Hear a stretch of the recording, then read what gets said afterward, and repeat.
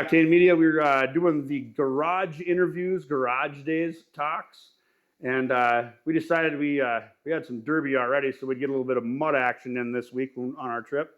So I'm here with Jake. Jake, how you been? Pretty good. Thanks for coming down, guys. Yeah, and Jake, you own Mudfest Hillman, or you're the representative of Mudfest Hillman. Yep. Correct. Because we got the banner back here. We got some of your stuff going on, and this is in your personal garage. We're not. Yep. We're not trying to stage a thing or nothing going on here, but we wanted to come down. We wanted to talk. We wanted to talk shop. We wanted to talk about Mudfest this year. Maybe get into some little BSing about the nostalgia of the good old days.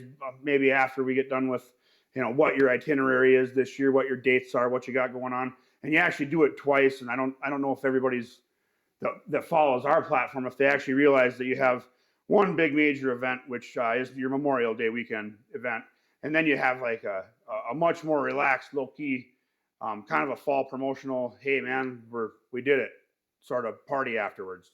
Yep. And I thought maybe we should touch on that a little bit so you can. Yeah. No, our second event or whatever else that's pretty laid back, pretty low key, not much advertising going into it. So if you know about it, you know about it. If you don't, I'm sorry, Right. So right, exactly. Anybody's welcome. So, but yeah, Memorial Day, it's coming up quick or whatever else like that. So got a lot of things planning and things like that. People coming, trying to get more events and stuff happening and stuff there. Yep. So, partnering up with Mud Rhythm this year. So they're coming on one. We've been talking for years or whatever else like that. Their wives finally allowed them to come to Mudfest and help put on the race and things like that. So thanks to the wives. So heck yeah, allowing it to happen. So that's a good deal. But yeah. So that's going to be your obstacle course race on Saturday? That's going to be the race on Saturday morning. Yeah. Okay. So it'll be their rules. Their rules will be coming out here soon and things like that. Okay. We'll release that. That'll be on their page. It'll be on our website, things like that. Right so on. we'll be running by their rules this year. Gotcha. And that'll have their classes, what entails on what truck fits what class.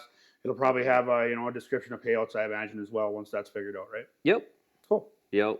And they got a nice plan of attack and things like that up at Brainerd and things like that this year too. So and with the Aiken County race, so it's gonna. Yeah, I think they put out 4 races this year, I believe, right? Yeah. So yeah, that's a. So it's nice. That's good. So and we'll see what Ty's got coming or whatever else like that with Built to Beat, and then it'll be a nice year or whatever else like that. So I think looking forward to it. I think Minnesota's representing some. It depends on what Ty's schedule is, but even going from where we were at to where we're getting more racing events, so that's always good for the sport. No, and that's what we got to look at Minnesota or whatever else like that, helping each other out and how we can help each other and then make each one of these events successful. Right. So we all need each other in the sport. So absolutely, and that's what we've said it once, we've said it 1,000 times. It takes a village to get it all going one direction. And I tell you what we've learned with all of this that we've been doing is the more we help each other out and we give a lending hand and we're all bringing each other along on this ride, pretty soon now we're all getting more and more successful, and we're keeping that with the momentum of everybody getting along and doing these events like this and having their own weekend for it. And we're pushing that ball along and gaining momentum. Now we're all winning, and that's a great thing for the sport, I think. Yep. No, and it just comes from everybody, Sure. Even as much securities and deputies and stuff that Mudfest has on the grounds, and everybody's like, well, I got a lot of rules and a lot of stuff there, but it's also of you and all your buddies looking out for everything. It's like slapping them and be like, hey, stop being stupid, we can't be having this stuff happen or whatever else like that. And just keeping things in line, Sure. So sure. There's got to be rules, so always for the events to get passed and the permits and stuff like that to happen. So well, and that's. Most everybody knows that I deal a little bit with our little mud party we have going on up in Cohasset, and that's kind of how we treat it, and I'm sure that's kind of how you treat it too. This is the party that you're throwing for everybody. All you got to do is follow the rules, and you can come hang out at this badass mud party all weekend long. Yep. But you got to follow the rules. there are some guidelines. Right. So. It's a good time, and it's always a good time to go play in the mud. It's always a good time, between the racing events and the open pit that you have, you can literally go and play in that pit pretty much throughout running hours for the whole entire thing, except for when you're doing the big jump into the mud pit and the freestyle, correct? Yep. So that's the only time the mud pit gets shut down or whatever else is just for the freestyle and that. And then what we encourage, because there's a lot of people that don't want to sign up for freestyle because they can't compete against things. But we got several classes. You know, you got your DOT, you got your tractor tire class, and then we got a team freestyle and things like that too. But what we try to encourage, whether or not you want to do freestyle and you're looking for that, but we shut down the entire pit for you to run. Right. So you don't have to worry about anybody else. So whether, you know, that's just a pro right there, you know, like open it up. You ain't got to worry about somebody else, you know, coming in front of you. So even if you don't advantage of that. Exactly. Even if you don't necessarily freestyle, you can sign into this thing, and now they're shutting this place down and they're giving you all the acreage there to just rip it up, just play. And you just that might turn into a pretty cool freestyle. You know, you don't have no traffic to worry about. Nobody, you know, you're just out there by yourself, letting her eat. We used to do that years ago before we even had trophies and payouts and things like that. You know, we used to do it for Dusty Ramaker or whatever else. We used to do it for Dave Linus and the Grinch, you know, because they had, you know, they want to open these things up, and you know, and it's like and that's people want to see that. Oh yeah, you know? absolutely. So if you haven't seen an exhibition like that at a place like your event, it's a spectacle. It is. It's super cool to just be in the stands watching it, you know. And then you start getting personal relationships with some of these guys, and you can see what they're doing. And I mean, like your big jump, that has evolved into something that I think is super, super cool too. With now, like last year, what you did with it was almost like a combined freestyle thing, you know, and that was super neat, I thought too. So, but that's literally the only time that it's shut down. And then for the rest of the whole entire event, no matter if there's a race going on over here, a beater car race going on over there, a drag race going on here, the guys that just play in the mud, they can just keep on playing in the mud. Yeah. No, it's important because we understand our bog guys like the bogs, and they like to take advantage of when racing's going on too. And they're like, perfect. Right. There's a lot less people out in the pit. We're going mudding, you know, and as long as everybody's, you know, doing what they want to do, that's the main thing, you know. So that's huge. So sure. Keep the pull tractors going or whatever else like that, and they'll keep pulling you out every time you get stuck. So, and it's a good place to get stuck.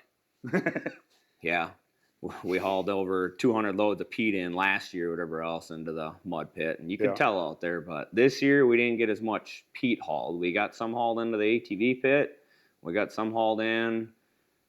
I don't know. They got some hauled into the mud pit and things like that. But with the frost levels this year, wasn't much, you know. So I think they hauled 18 half loads down into the ATV pit because they weren't able to carry as much. But it's just helping that consistency and things like that. You put that nice peat in there, and you got to constantly making mud's a really cool science. I get to see it a little bit firsthand at our mud pit, but it's like putting something fresh into it and then just tilling it back in and making it that perfect consistency, and that good mud is just there's a science to it. It's super neat. Yep. No, it's just, but it takes a lot, you know.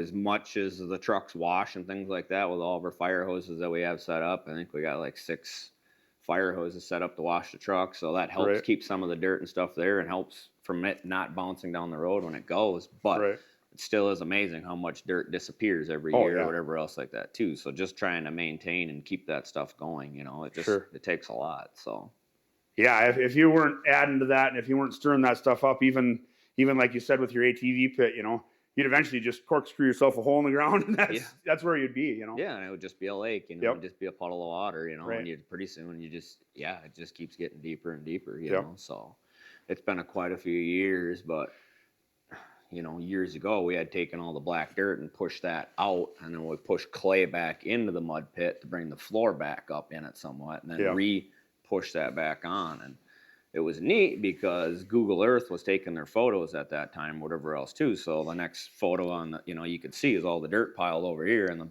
the dozer out there pushing, you know. And I was like, well, what was the timing of that, you know, for that to happen? So that was kind of neat. That's pretty cool when you can actually catch something like that, and it's haphazardly that you even caught it. Yeah, you know, that's just another documentation of all the work that it takes to actually do that thing, and really cool that they caught it at that time. You know, that's pretty neat. Yep. No, so that's cool. So Saturday you got the obstacle course race. You got beater car race on Saturday as well. Then we are moving beater cars that used to be on Sunday. We're gonna move those to Friday night. Okay. So tentatively, we're talking like 5 o'clock or whatever else like that. So we know that somewhat works or not. But what we're thinking about doing, and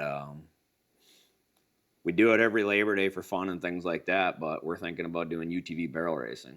So Cool. on Friday night. So we'll kind of do that right before everything gets shut down for the night or whatever else like that to kind of end that. So something new to the mix, you know, but it's only going to be for UTVs, you know. So you got the roll cage and you got the seat belts and the helmet and things like that. So, and we'll see what that gets. We got a title sponsor maybe stepping up for that. That's going to, you know, really make that grow and go big on that. So we'll see what that's going to be like. It seems to me like, I mean, I'm a mud truck guy, you know, but we see the evolution of all this stuff. You know, you look 20 years ago, there was everybody from, you know, a 185S three-wheeler that was sitting alongside the pit watching this stuff go on. That's how they got around, is on something like that, or you know, a little simple Honda Foreman four-wheeler.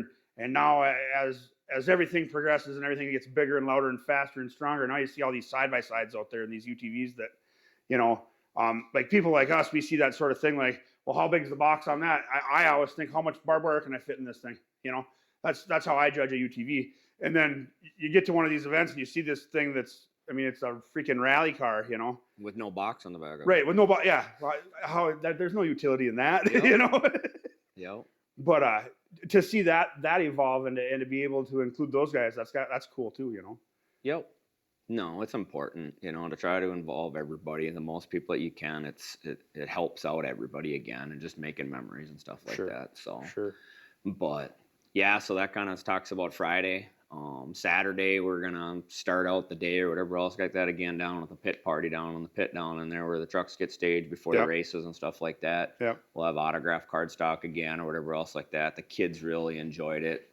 I've heard great compliments, you know, of all the kids and how they lay out all their cards and their trucks and, you know, everybody. So whether you're big or small or whatever else like that wants a tech card or whatever else to be, you know, be part of it. Because some people are like, well, my truck isn't good enough to be on a card. It's just or be whatever else. It's like the little kids, it's, you know, it's a completely different vision to them, you know. So it's amazing to me seeing it from and I do kind of see it from a promoter standpoint with ours going on. Like, I can remember when it was just the local buddies and their kids and we'd be out, you know, seeing how far we could actually get across that pit.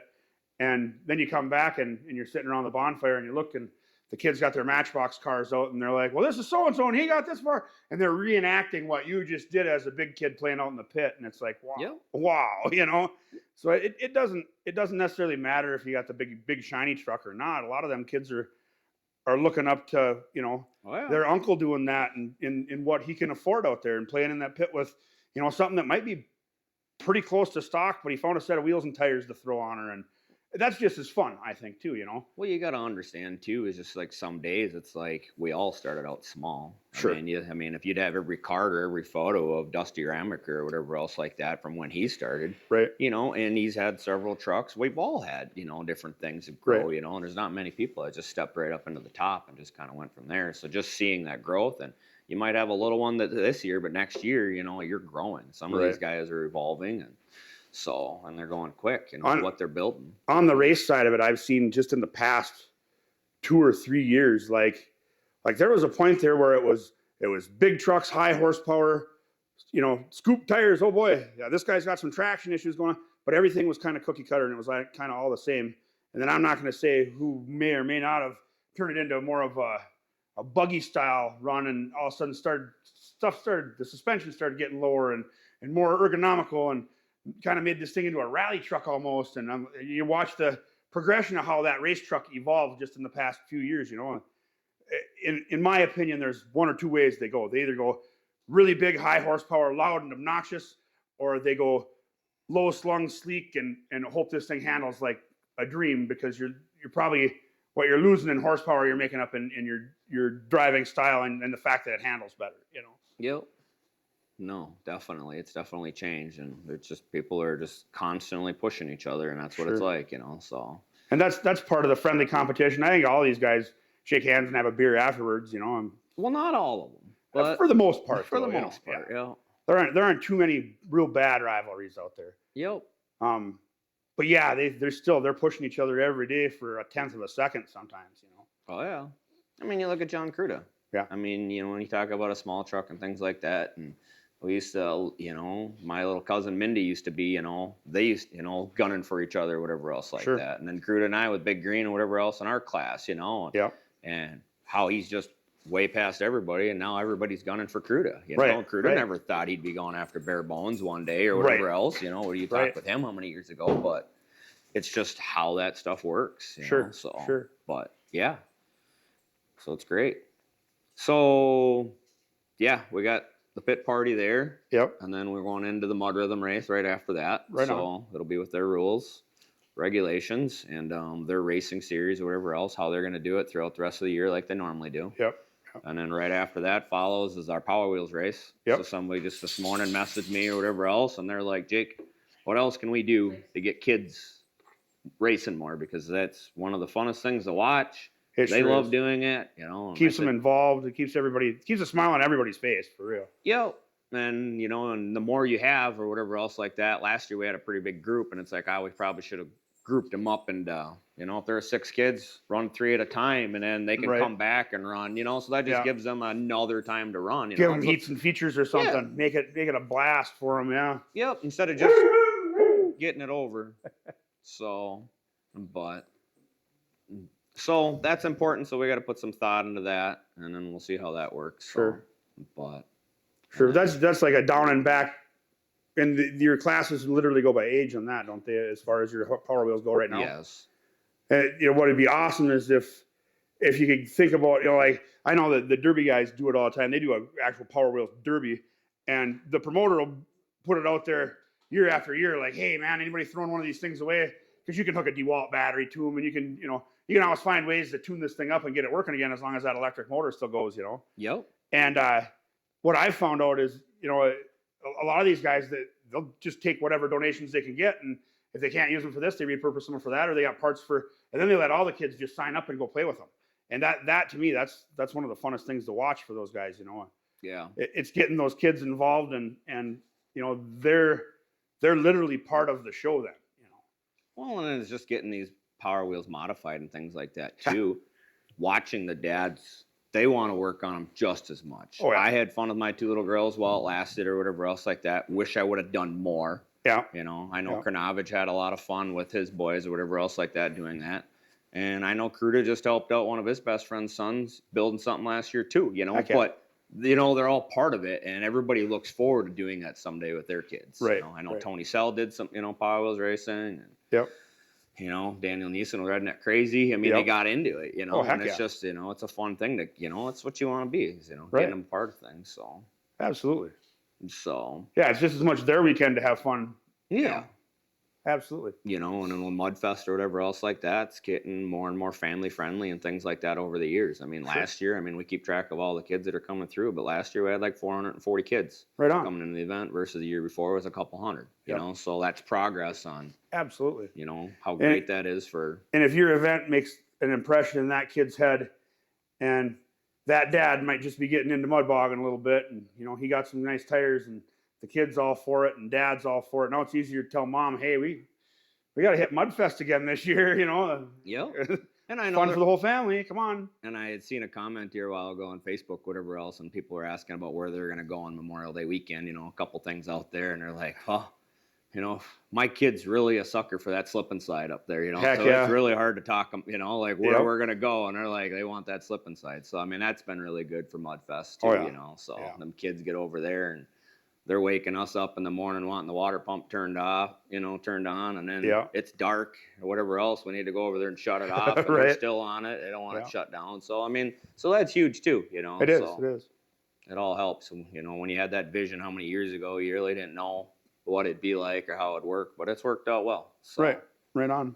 So, but yeah, then we're going to go into freestyle and the big jump after that. Okay. So I know there's a couple guys that are gunning for it again, and some people that's never hit it before that want to hit it. So we'll see, but I know it's a lot of people's dream to hit that. You know, it's kind of Dusty had a vision many, many years ago, or whatever else like that, to hit it, like, if we could come out of that gravel pit and jump into the, never thought it'd be to that level, but people got these visions, and it's like one year we made it happen, and haul, you figure you just haul a couple loads of dirt, well then how many days of hauling dirt? Right. It turns into a big undertaking. I mean, how tall to the peak of that, the lip of that jump?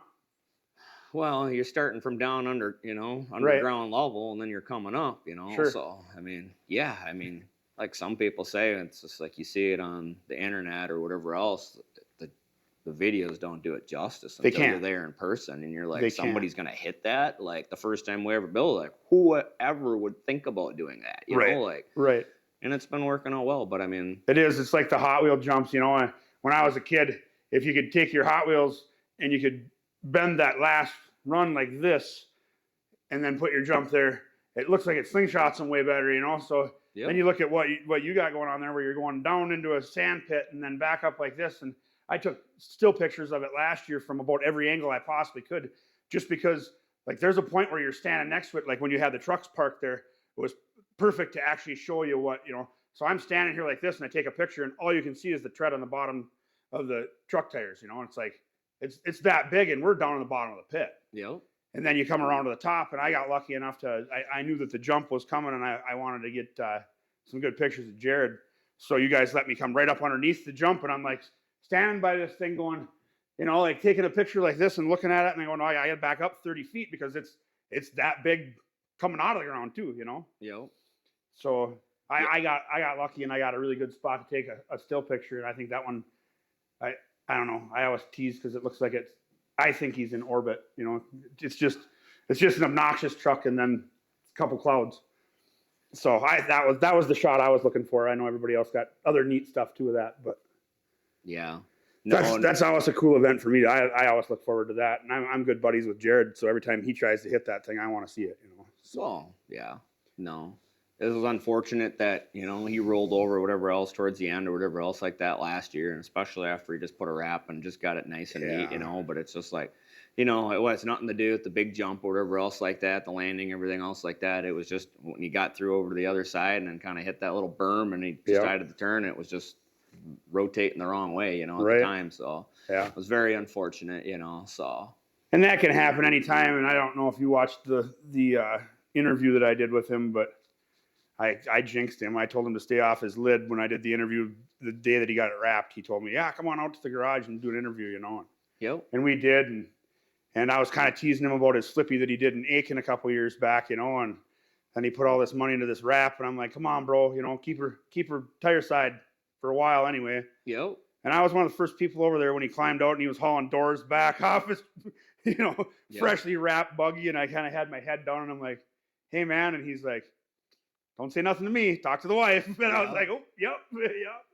But yeah, that was an unfortunate mishap, but it gave him a chance to get a new body on it now again. And he's set up, I think, again now. So yeah.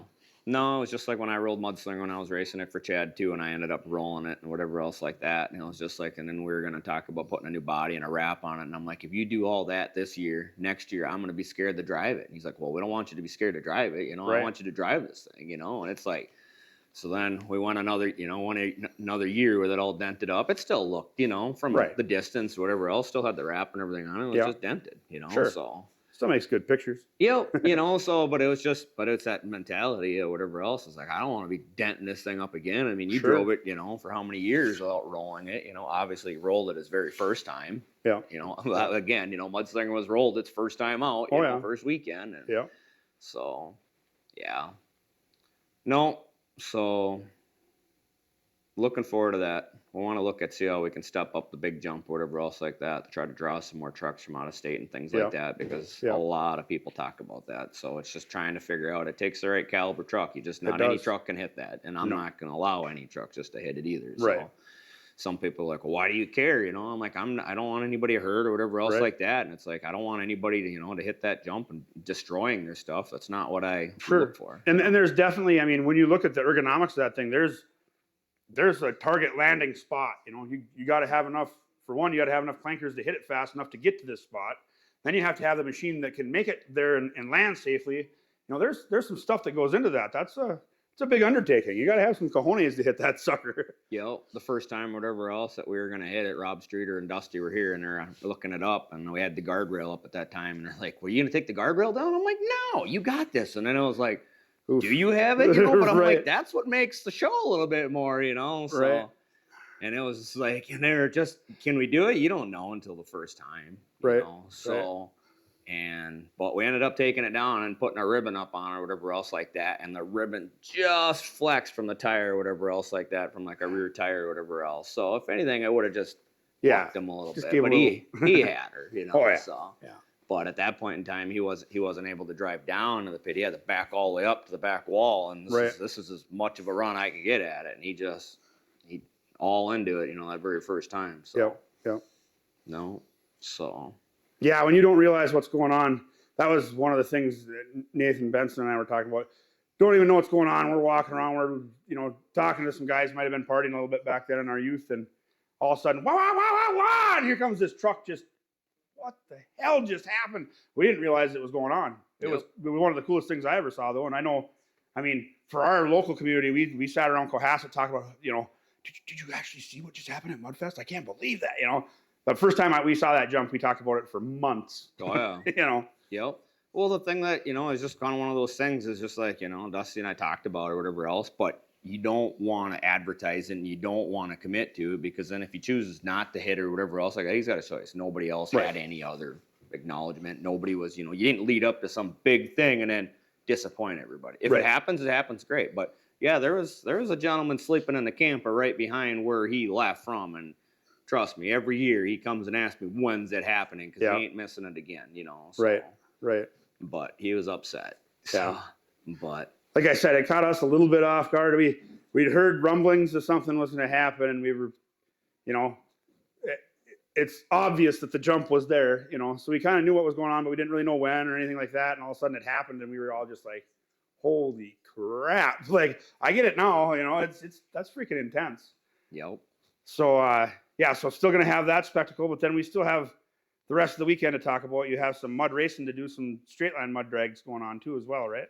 That's not until Sunday. Not until Sunday. After the freestyle and things like that, we got our ATV, UTV race in our mud pit going there yet. And then we also built a bounty hole for the ATVs and UTVs. So we're trying that again, but we actually built a physical trench and a bounty hole just for them. So nice. Tested it last year, dug it out, all just peed into that from the swamp or whatever else like that. Nice. Used a manure spreader. Yeah. Water. Got everything just mixed. All it was just gooey. It was a little bit too deep, so we had to take some out or whatever like that. But we had sassy UTV or whatever else like that. She decided to attempt it, I suppose, probably 1 a.m. on Labor Day weekend. So we had to go down there and test it, and she was getting through it this time. So right on. But so that was good. So we got that tested out. So we'll work and see if that'll work out. But that's definitely going to be there for the guys and heck yeah, like that Memorial Day. So that's awesome. We'll make that happen Saturday night too. So those will be back-to-back events, everything down there. So and then Sunday we got straight line drags. Yeah. So UMMRA coming back again. Yep. Dennis and I have been talking or whatever else like that. He's went over to Wisconsin. He's talked to some people over there. He's got a group of people, said they're coming from there too. So he's been, trying to talk with groups whenever the meetings and stuff been happening, trying to get more attraction and things like that. So that'll be fast track with dragsters and then regular mud pit as well, straight line mud drag. Yep. Cool. So they're very appreciative of the shutdown that we had last year for it. They're appreciative of, keeping the track and stuff groomed as often as that we did in between each run or whatever else like that. So that's critical for some of them dragsters. They're pushing high horsepower. They're an off-road rig, but I tell you what, they're a specific, they're a highly tuned, very specific.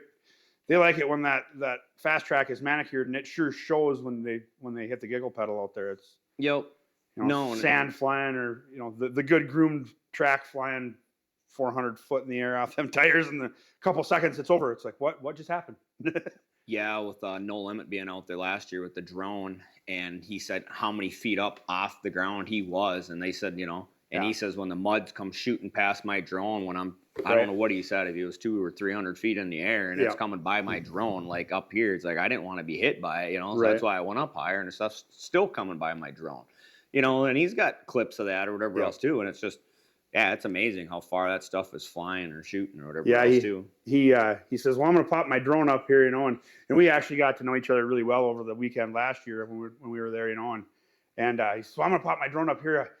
You think 80 feet's good? And I'm like, no way, dude. I'm like, try 280. You know, you're safe. You might be safer up there. And he looked at me like, well, he kind of shakes his head. He says, I know you've seen this stuff before. So I think he brought it up to like 250. And then after the first or second of the fast track runs, he's over next to me on the little 4-wheeler. And he's like, you weren't lying. He's like, there was stuff flying past me at 250. I'm like, oh yeah, I told you. You know, and it was still going straight. Oh yeah. Yep. Yep. Yeah. So that's quite the spectacle too. That's no, and then the biggest thing is I was just trying to get that consistency of the dirt down last year, not knowing what they want, because they don't want just for the fast track guys, they don't want completely mud and slop, right, but they need enough traction, so they need enough moisture in there, Right. So I'd add water, we disc, we run our field cultivator over it, and like, is this good? So looking for more feedback, and then after I'm like, like you could have used more water. I'm like, you need. It's my first time, trying to get it right, and getting that moisture content just right, because he says you get that moisture content just up, he says these trucks can be a lot faster. So it's like, okay, that's all important to the show, and those guys, they're really good at knowing stuff like what their rotating mass is, like how much weight they have to trim off of a wheel, how much weight they're taking in rubber off when they're siping out these tires and everything, and they get it all to a drag coefficient that's so amazing that it's like, with this much consistency of water in my fast track, with this setup going this way with these gears, there's like trigonometry and stuff that goes into it, but boy, they make them just a couple seconds and 200 feet is amazing to watch when they do them. Yep. And I know I forgot the gentleman's name or whatever else that came there early and things like that, and he said his first time ever being there last year, and he had brought 2 units out, one for his girlfriend, one for him, or whatever else like that. And he said when he come down that gravel road, and then all of a sudden you just saw all the campers and all the people, and he's like, wow, just out here in the middle of nowhere, Right. He's kind of opened his eyes of what the heck the place was, because it was his first time, ever being Sure. there, so, but definitely enjoyed it and things like that. So it's good to hear that stuff from him too, Sure. So. And that's super neat. That's part of it all. You got an event going on Sunday that, these guys got kind of a specialty truck that they run and whatnot, but there's still something for those guys if they want to come and camp on Friday, on Saturday. There's stuff to do all weekend everywhere, all the way around the place. And it is a camping event, and you do have live entertainment at night. And, there's so much more than just the fact that, hey, we got this race going on or we got that going on. There's a whole entity there that there's constantly something to keep you entertained. Yep. That's the thing I really appreciate about your spot there and what you guys do. Yep. No, and then there's things going all night. There's music. We got rock gods coming in on Saturday night, which we've had a few times and people really enjoy them. So that's been going well. But everything gets shut down at 8:00 at night too. So there's no more ATVs and things running around all night. So then it's time to finally put some food in your belly and things like that and stop. So right. But there's a point in every campground where it's like, okay, time to shut it down, reset. Yeah, that's the reset time right there. Yeah, so exactly. Yep. That's what we find out. I do a lot of the overnight security when we're doing Benson's, because we have our security staff stays until X time at night, early morning, and so I'll take a nap while he's there, and then I do the kind of early bird shift. And there's always that one guy that the party just hasn't ended for him, and he has to try to fire up his truck, or he has to, and it's like, all right, guys, a lot of times there's not a key to take or anything, but they see me coming with my hazards on there. It's like, oh, okay. Yeah. But there's the time to reset is crucial too, because there's so much going on during the day that you want to catch. You don't want to miss it by partying too late either. We got rules and things like that too, but it's like, the trucks firing up at night, it's definitely come to a lot less in the last few years than what it used to be, Sure. But we got neighbors and stuff like that. We got to keep happy and things like that. And you fire those trucks up late at night, all that does is hurt the events and things like that too. For absolutely. Permits and stuff and like you that. You got to think of your neighbors that are out there that are camping too.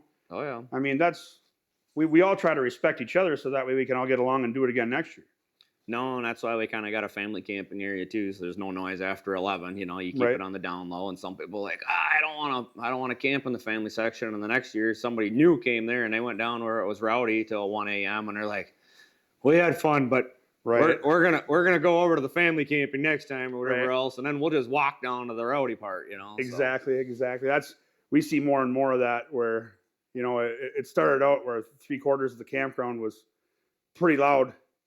And now we've got 3/4 of the campground is 10:30. There's no bonfire there. Everybody's quiet. They're all done eating. Their generators are getting shut off because all their stuff is charged for the next day. And the rowdy section got this big, and it's just, I don't know. It's not even rowdy anymore. It's actually a couple of my buddies and me usually complaining about what's playing on the Bluetooth speaker and making sure the fire's stoked. But yeah, the rowdy days, I think we all got a little older or something. I don't know.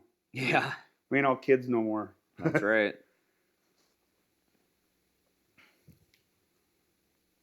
So that rounds out your events then with the race on Sunday? Yeah. That'll be your final thing. What time's the race on Sunday? I believe it's around 1 o'clock. Around 1 o'clock? Yep. We'll have all that stuff posted to it'll be on our website, mudfesthelman.com. It'll be on our Facebook page, and then it'll be on our Mudfest event, whatever else like that on Facebook too. So those details will be there if you just click the detail button. So that should be all up on there, and then we'll have posters and stuff made too. So I'm just trying to get that stuff out there. So Awesome. So yeah, absolutely. I think that's we're here a couple months early, but in reality, this takes about a week to edit and get out, and we still have time before the event. What I'd like to do while I got you on camera is invite you in, even if it's just like a 10-15 minute spot on our when we do our podcast. Say like if you wanted to do it a month before, we got a couple weeks to figure it out, but we kind of want to do a month of mud right now. It seems like the mud events happen earlier in the spring than a lot of our derby stuff does.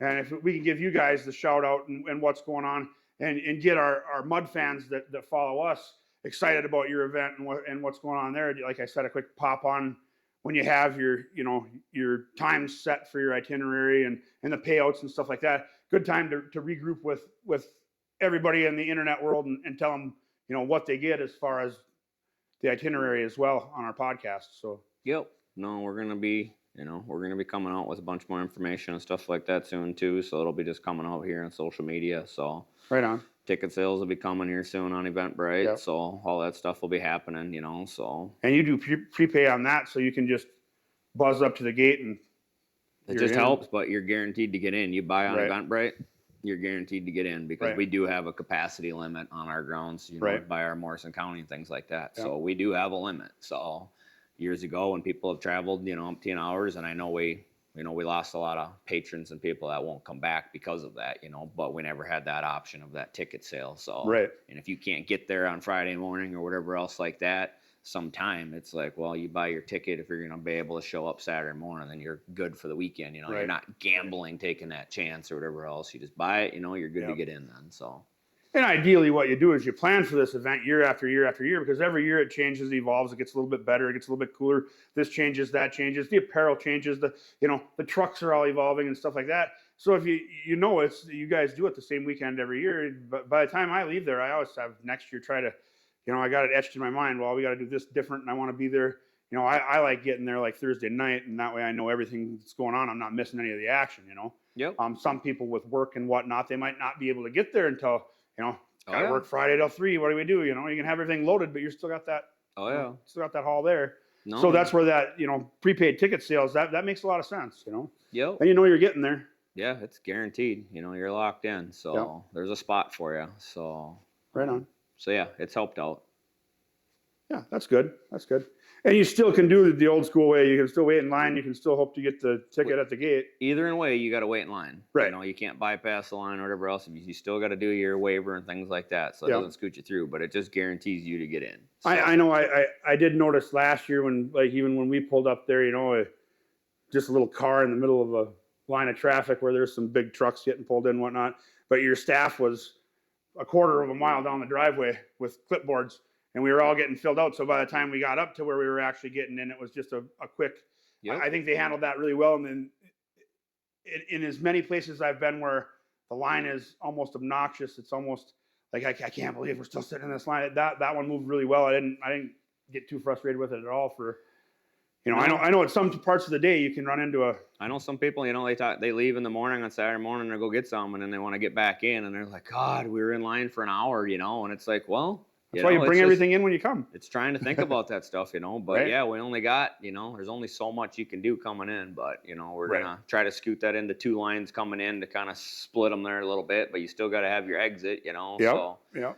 Trying to work there, but Yeah, I mean, our front gate tries to do the best they can or whatever else with what they got or whatever else like that. So, and they work their butts off up there. So, No, I thought they did a great job last year. That was. I got some photos of them or whatever else like that. The ladies have been getting some tips for the past couple of years or whatever else like that. So they finally went out to the bars and they did some meat raffles and they just had a good old time or whatever else like that. So anybody that gave them the tips, I really appreciate that, you know, and the thought, you know, Heck yeah. so go through with it. So they had a good time. I thought it was really neat because we're kind of, we joke around, we're the low quality crew, and we, you know, probably as far as our mud community goes, we're probably one of the smaller names when it comes to media, just because of all the other stuff that we end up covering.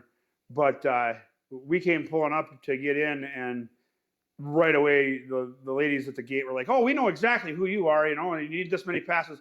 It was already communicated with them. You know, by the time we got up there, it was effortless. We knew what event we were going to. We knew which direction we were headed, and we were off and running in no time. So that I really enjoyed how expedited that line went for everybody. No, it's good. So, you know, just trying to relay and get that, you know, worked out. And I know between my mom and I, and she's like, "Well, so and so is here for you, Jake," you know, and I was like, "Is this true or not?" I was like, "No, she's got a list, you know." So right. Being on the list, you know, so you go from there. So right on. Yep. No, that worked perfect. So I guess with that, if you don't have anything else you want to talk about. No, I think that really covers it a lot. So Okay, good enough.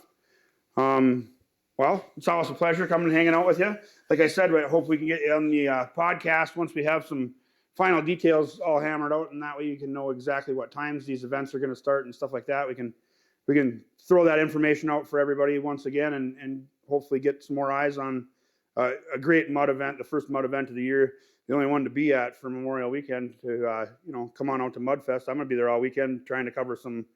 I think we're going to try to cover some of the fact that mud pit runs, you know, the entire duration of the race, and there's all sorts of stuff there that I think people miss, because there's so many eyes on this, there's so many eyes on that going on, and there's a lot of neat stuff that I've done when I was there and it's because you offer them opportunities for that little guy to get out in the mud pit while everybody else is over here watching this, and I'm still that little guy, so I appreciate seeing that sort of stuff. I like kind of giving them a little bit of a spotlight. So that's the sort of stuff I think we're going to look to do. We're also going to be there for the entire weekend to do driver profiles, you know, pictures and videos of anybody's specific mud buggy that they want. Somebody wants to go out and do a run in the mud pit just to see how their machine's working, and they want some footage of that, they can holler at me and I'll come over and we'll get that set up for them. You know, I'm hoping to bring some GoPros with again. I'd like to see some GoPros and some stuff that's jumping this year. We didn't do that last year, but yeah, that's the sort of stuff we're going to offer there when we come this year. And you know, we love the opportunity. We thank you for giving us that opportunity to do it and to work together and to try to grow this thing together. So no, I really appreciate all the help and the media content and things like that from everybody. So right on. You have a bunch of good media guys there. We all get along too. That's another thing that's nice about it is there's friendly competition there. You know, we all joke amongst ourselves, but we all have kind of our own niche of things that we do. So, you know, nobody really treads on anybody. We're all buddies at the end of the day anyhow. So, it's all in the name of that same mud community, you know, all growing together. No, it's great. Yep. Well, thanks again, Jake. Thank you, guys. Yep. And remember, it's all about the experience.